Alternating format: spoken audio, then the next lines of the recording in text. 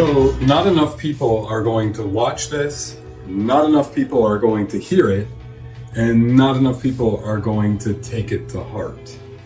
That probably includes you. And so on that ominous note, I will enter into this week's consideration and work towards preparing for Sunday. I'm going to begin and enter into it from there, which is already ominous enough, with some information that came to me from Sundays and Seasons. We use Sundays and Seasons here at St. Stephen to prepare ourselves for the next week's bulletin, to get some images and a little bit of a discussion of the text. It's just, to me, a very early entry into the text, and while I was looking at it, Sundays and Seasons offered up a quote by Dietrich Bonhoeffer and some reflection on it that deals with this Sunday's text. And so not enough people are going to watch this, not enough people are going to take it to heart, and no one's going to participate in this right. And that ominous note moves into this. Sundays and Seasons writes that, reflecting on the story of the Good Samaritan, Dietrich Bonhoeffer wrote, so I'm quoting Sundays and Seasons, and it is in turn quoting Dietrich Bonhoeffer. Dietrich Bonhoeffer wrote that the question, "Who is my neighbor?" is the final question of despair and hubris. I'll add, it's the final question of optics and power, and nobody is going to watch this, nobody's going to hear it, and nobody's going to take that to heart. It's hard enough for me to do it, and I would say I'm not doing it either. So this is the final question of despair and hubris. Who is my neighbor, by the way? In which disobedience justifies itself. This is about equivocating. This is about asking questions or fighting a battle of optics instead of understanding what the gospel is all about.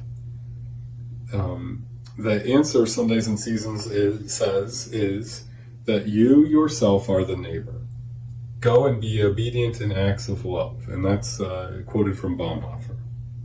The neighbor in Christianity, Sundays and Seasons talks about, is not just a person we are compassionate toward, but is a category that we are called, filled with the Holy Spirit, empowered, and privileged enough to get to be.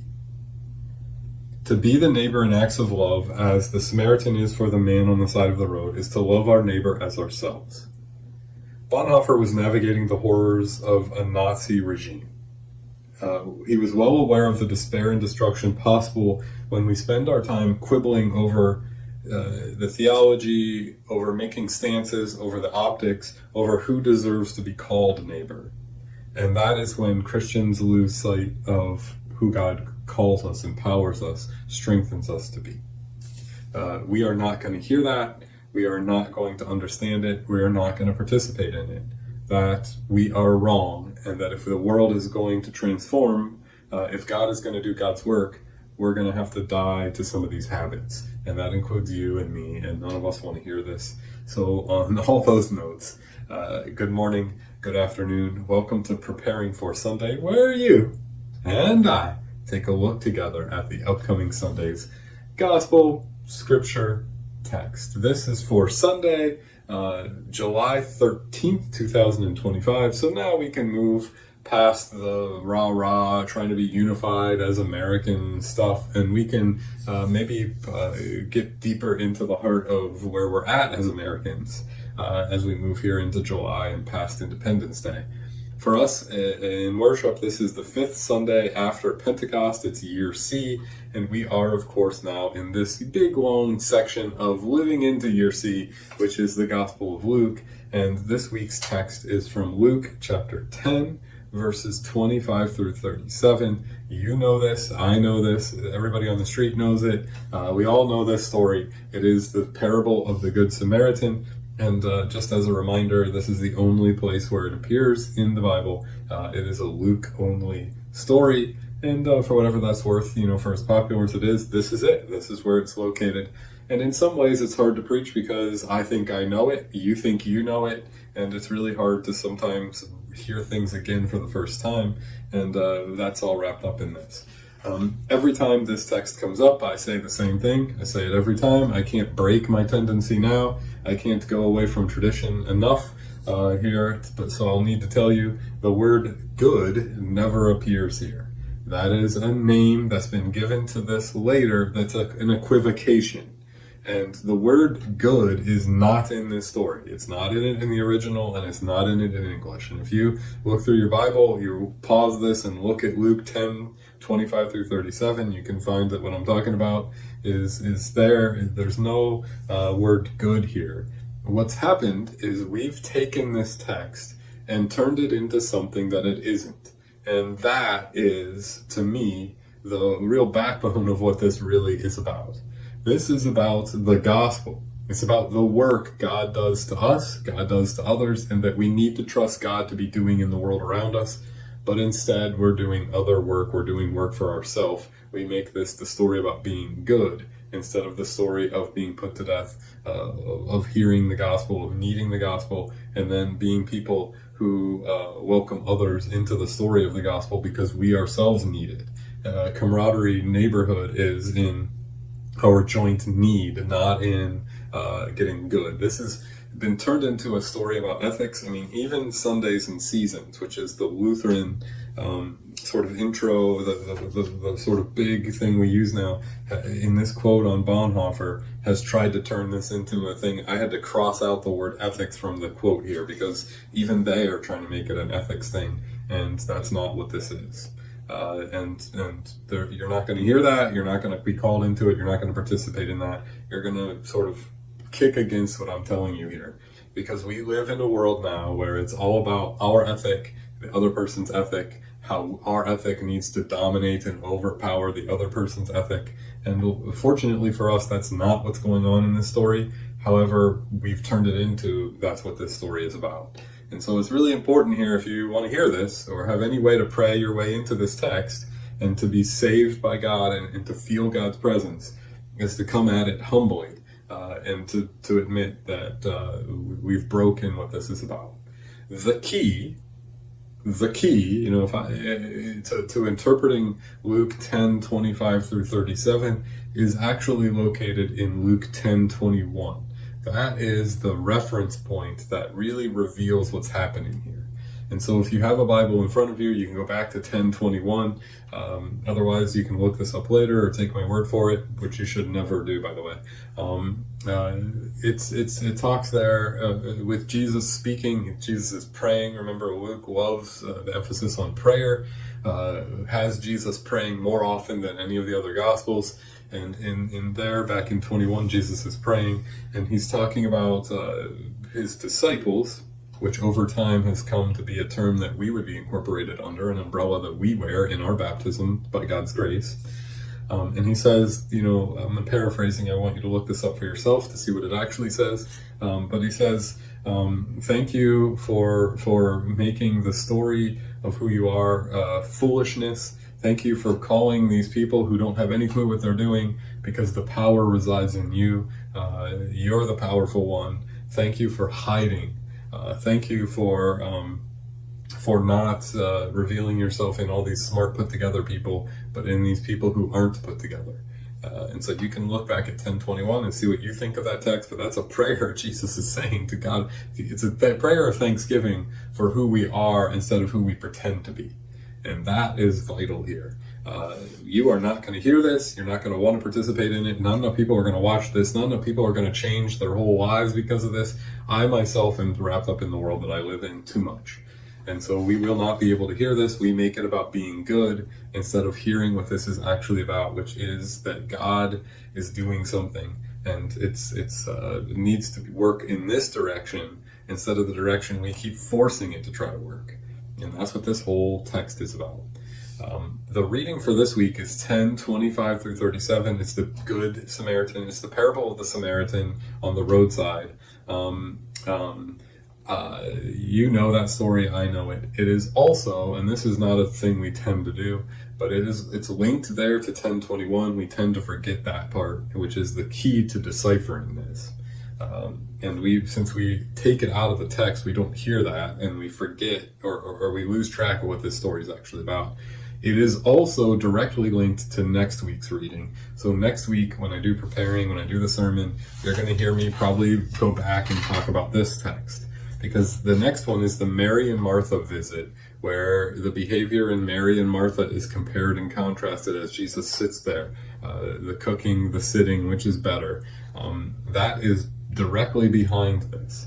And 10:21 and 10:38 through 42 become these bookmarks that really kind of strike at the heart of what this is supposed to be about. So in all likelihood, I'm going to talk about this more next week. But at this point, I'm just going to keep bashing you over the head with the idea that you aren't going to hear this, you aren't going to do it, you're not willing to give up all that you've built in order to be the person God's telling you are in this text. All right. The thing that Bonhoeffer draws out is the question of the lawyer. And what the lawyer does is he says, who is my neighbor? That's his question to Jesus. So first of all, I'll spend a little bit of time kind of giving some context on what it means by lawyer. You know that Jesus has been up against or in dialogue with a group of people called scribes. A lawyer is a different kind of language here. It's not talking about the scribe, although it could be a scribe. So this strange, really complicated term here, which I'm not going to spend a lot of time on, other than to point out that what we have here is a person who has a vocation of taking care of rules and the law. That's their job, and their job has sort of invaded their neediness. They think because they have a vocation that God has given them, this lawyer thinks that because God has given them a vocation, that they are doing it. And they forget to separate out the law work that you're doing for the community that you live in and the work that you do before God, which is just to die, just to lay in front of the cross and say, I need you. The lawyer says, who is my neighbor? And what he's doing is he's turning his work, his day-to-day living work, into this equivocating, into this theologizing. It's like what we do when we make this the parable of the Good Samaritan and ethical. Even Sundays and Seasons wanted to do it. We highly resist what this is saying to us and what Jesus represents to us. That the gospel can only be hidden. It cannot be our work. We can only be saved by God's work, who is Christ himself. Anytime we think that we can, put the law and begin to make it about optics or good posts where we tell other people what their ethics are supposed, anytime we do that, all we're doing is making it worse. And so Jesus answers this lawyer with a real work against equivocating. He gives a story. The sermon this week is going to be, if I don't title my sermons often, and I've stolen this from a few locations, I'm going to kind of work on this working title of Sermons from the Ditch. Part of this, the word good isn't in this text, but the word ditch is in this text. And so I'm going to kind of talk about that we're all in a ditch in our own ways, and that is exactly where we're supposed to be. The lawyer does not want to be in the ditch. The lawyer wants to make this about what he is capable of. Who is my neighbor is an equivocation, as Bonhoeffer points out. And what you're doing when you do that is you're making this an ethic instead of a story, instead of a proclamation of who God is, okay? And so it's also important to point out here that the word neighbor, this idea of neighbor, is rooted in the root words of it. The root concept is that whoever is around you, you're in the ditch, and whoever is in the ditch by you is your neighbor. The lawyer is making this about himself. What can I do to power other people or myself into a place where I'll feel better? The gospel is saying you don't do anything. God does this work. All you do is fall into a ditch, which, by the way, is not any work. You do it by just getting up in the morning. What this story is about is God's saving power for us. And so the character of the lawyer is in some ways pointing out this habit that we have where we think we think, we've been given skills by God. We know that. But we think that those skills are our own. We sort of take them over. We take them from God. And then we lose the thankfulness that God has given us all that we have and all that we are. We lose our stewardship perspective. And we pretend that we can equivocate and power our ways self into knowing who the neighbor is. Jesus does not equivocate back with the lawyer at all. There is no discussion of law. There is a story. To tell you how bad we are, we turn that story into the very thing the lawyer is trying to do himself that Jesus is saying don't do. We turned it into an equivocation. We turned it into an evaluation. If I can figure out what's good, I can evaluate what other people are doing. I can powerfully tell them I'm saved and they're not. And so you need to be doing this too. That's not what this is about at all. You and I are the person in the ditch. And to me, the characterization of this story, this parable that Jesus tells, God is likening God's self to the Samaritan. We are not the Good Samaritan, to me. God is. That goes back to that hiddenness. The last person that a Jewish person would expect God to come disguised as is a Samaritan. The reason why God comes that way is to make it absolutely clear that God is other, that it is not our power or our strength that makes creation go. That is the part that I don't want to hear, that you don't want to hear, that you're not going to hear, that you're not going to watch. You're going to turn this off when I keep telling you you're doing it wrong. When you go on Facebook to tell everybody else how to behave, when you sit at lunch or dinner and you have these confabs with whoever you're with, where you're telling everybody what the problem is and that if other people would just do this or do that, the world would be fixed.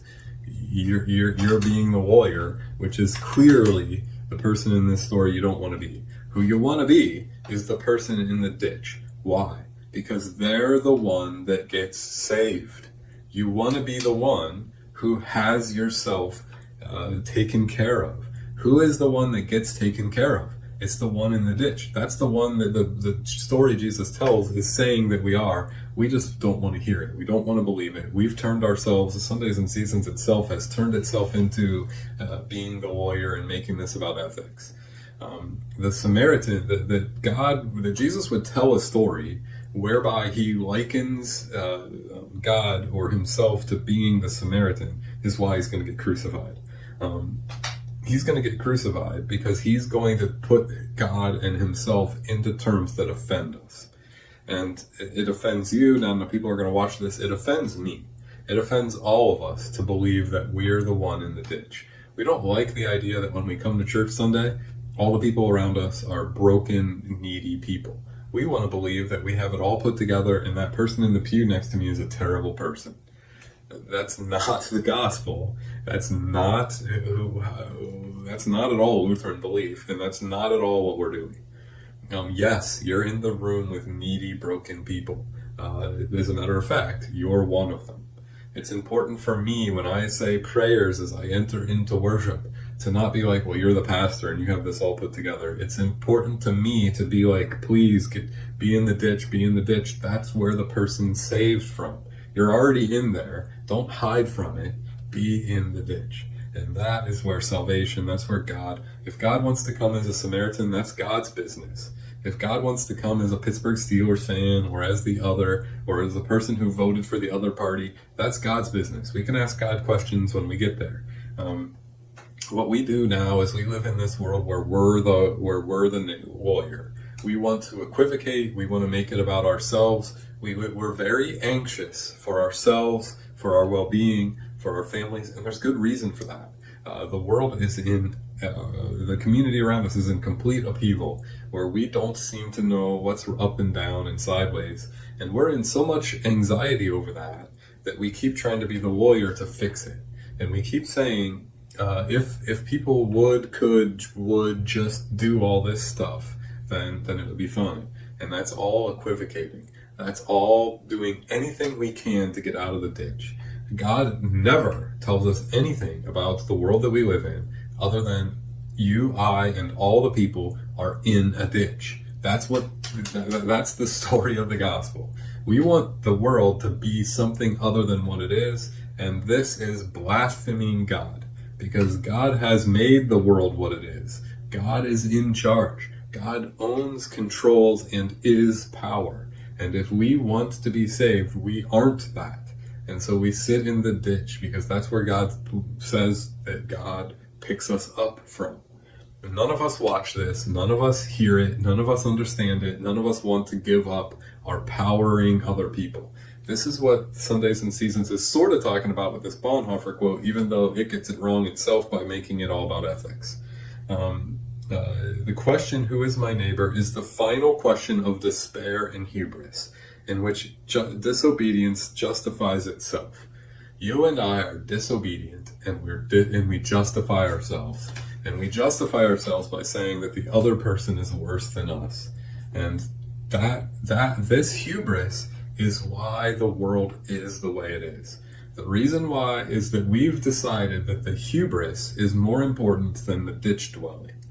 When we give that up, and when we let God be God, the world will know God's presence more clearly.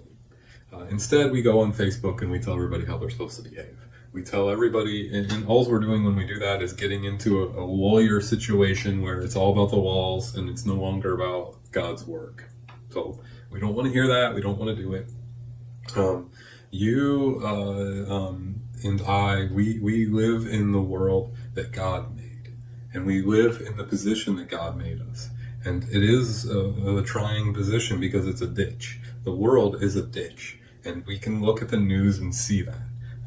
The Texas floods, the constant government decisions that are trying. The world is clearly a ditch. What we keep trying to do, though, is lawyer ourselves out of it, and then wonder why it isn't getting any better. Why are we back to this place? Well, we're back to it because we're so full of our own hubris that we're so busy justifying ourselves that we're not in the position to see God and to know God and to understand God. This is a quintessential gospel story. The word good is not in here. We put it in there because we like to have hubris, pretend like we can be good, to justify ourselves. The sooner that you stop doing all that, the sooner God's presence will be made known to you. We all know what the world could be. We all know what it should be. We all know what it would be. And we're just too busy telling everybody else and equivocating than really living into what this is. We are people who live in the ditch. And the question of the parable of the Samaritan here is, do we actually believe God is in charge, or are we? Are you capable, or is it God that saves and does? And that's the heart of this story. And once you get down into that place, you know what happens is that you live in the ditch and you say, I survive here and I get this existence by the grace of God. And I'm going to not just make this about my own questions of why or how to get out of here, but my own hubris. I'm going to say that I'm not the only one in this ditch. There's people near me. And those near ones are the ones that they move into and are called into their own salvation by interacting with us, and we're called into our salvation by interacting with them. It's not a getting out of the ditch, it's a embracing each other in the ditch. And the more we keep trying to tell everybody else what they could be doing, should be doing, or would be doing, the more time we're wasting on hugging down in the ditch. One of the best ways that I'll talk about this is that we have this sort of proverbial situation where a plumber will basically put code words on the side of their van to tell you that they're a Christian. You know, they'll put a fish, or they'll put code words to try to tell you that they're Republican or that they're Democrat, and then because they're your people, because you think they're good, then that's the plumber you want to be involved with. Really, what makes them good is if they're a plumber that offers you help at a price that you agree upon to fix your plumbing. But what we decide is good is if they're not just a plumber, but they're also, like, they vote the way we do because they have the thin blue line sign on the side of their truck, and that's what makes them good. which really what we want is a plumber. We don't need someone who tells us how it coulda, shoulda, woulda been, right? This is the sort of predicament we're in, where we want to argue over whether there should be 10 commandment posters up in school. Commandments about love one another. We want to argue about the optics of the 10 commandments and what other people should be doing, while in the same schools there are kids who don't have enough food to eat. And then, the good people, you and I, we see this. Look at how stupid they are. They're fighting over the 10 commandments, and people don't have enough food to eat. So we're fighting over the policies about food to eat. All you're supposed to be doing is hugging down here and giving food to the people the best you can. God is not going to, when you get to heaven, be like, well, you didn't do optics the way I wanted. What God's going to be like is you lived in the ditch, you hugged, you shared the loaf of bread that you did have, and you were the plumber that you were called to be. It's not going to say you put the wrong symbol on the side of the van and didn't teach enough. God's going to say, well done for being who I said that you should be, who I freed you to be. The reason why the world is the way it is because we all are spending way too much time telling everybody else what they're supposed to be doing. Everybody's doing it. I'm doing it. I'm looking at you and I'm telling you to stop. And that's its own putting up its 10 commandments. I can't win in this battle, but by trying to point out to this thing, I can't win. I'm falling into the same trap. But stop arguing over the 10 commandments up on the wall. That's not the point. The point is that there are kids here who aren't eating. How do we feed them? And when you're like, well, there's some not being fed, the ditch is the neighbor, the ditch is the one near to you. We're so worried about the one 6 ditches down, 6 miles down, that we're not even doing or living where God put us. And so this Sunday, the sermon is the sermon from the ditch.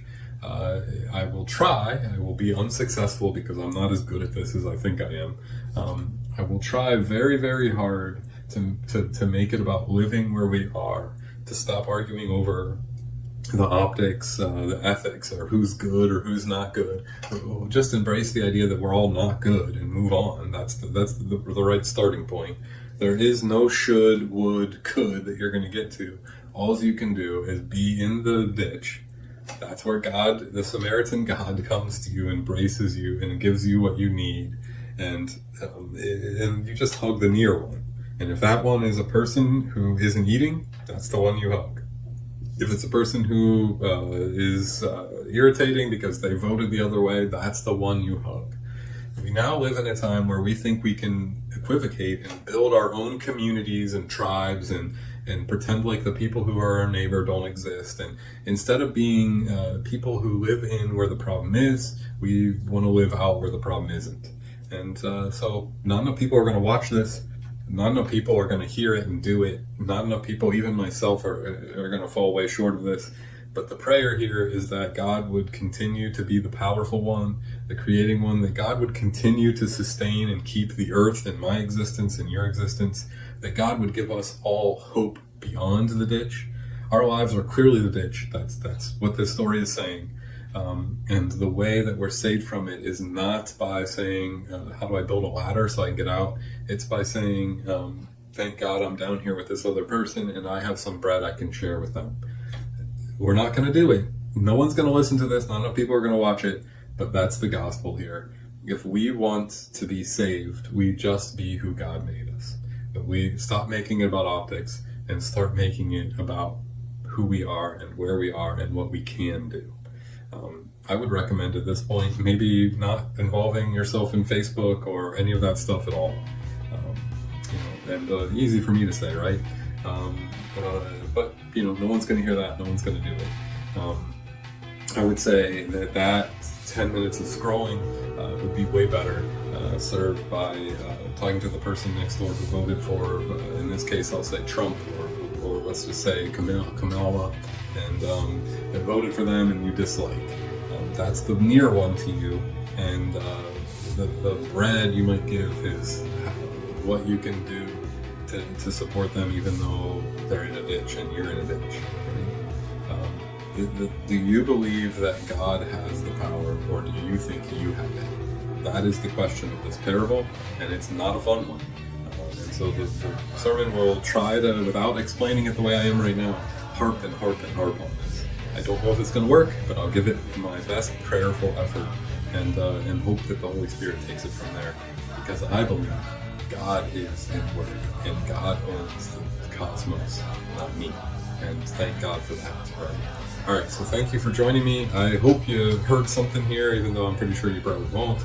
And I hope that something that causes you or leads you to be prayerful and dependent on God arises from this. Either way, I'd love to gather with you Sunday and continue to be a worshiping community together with you. And that's something we'll do when we gather for worship. And this is what we've done to sort of begin the prayer process for God to hopefully do something, because we need God so badly. And so I hope to be met by God in word and in sacrament when we gather together again this Sunday. And in the meantime, I hope you stay safe, and I will see you soon.